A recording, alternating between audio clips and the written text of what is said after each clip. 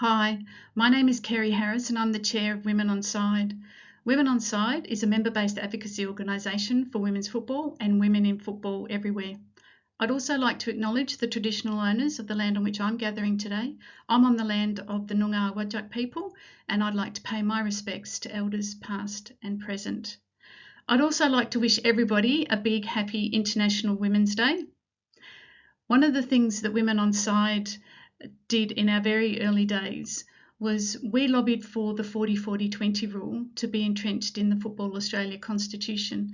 And if you don't know what the 40-40-20 rule is, what it essentially means is that on your boards or on your committees, endeavour to have 40% men, 40% women and 20% other. So in 2018, the 40-40-20 rule was entrenched in the Football Australia Constitution. And since that time, Women Onside has been really interested in how this rule has impacted the football ecosystem. And to do that, we have developed the Women Onside Index, where we track the number of women on boards in the football governing structure in Australia. So that's Football Australia and the 9 member federations. The other thing that we're interested in as well is the number of head coaches in our elite coaching structure. Again, it's another important leadership role. So you can see on the screen now, we've been tracking the 40-40-20 rule since 2021. And if you have a look at the results from 2021, you can see that overall in our governance structure in Australia, of the 10 governing bodies, 58% of the positions were held by men and 42% of the positions were held by women. And that 80% pass rate is the number of organisations that had at least 40% women on their boards. So 8 out of the 10 governing bodies in 2021 had at least 40% women on their board.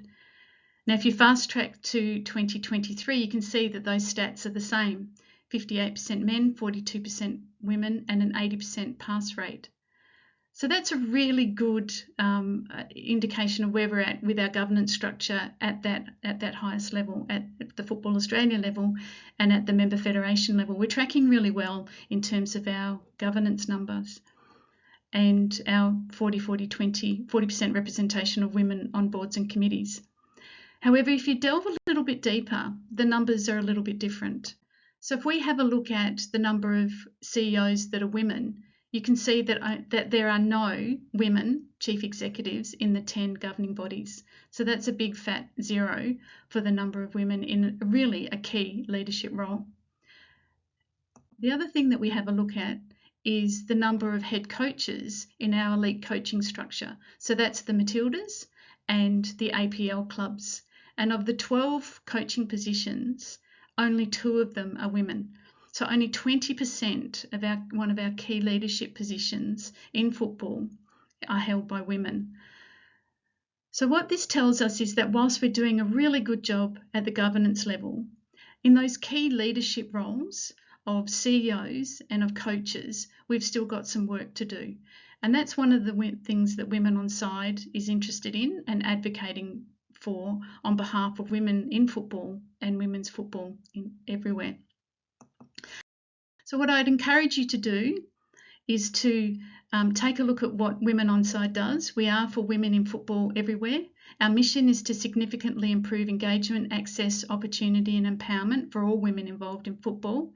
So I encourage you to connect with us. We're on Twitter, Facebook, Instagram and LinkedIn. And I'll leave you with this closing message from Helen Keller. Alone we can do so little, together we can do so much. Thank you.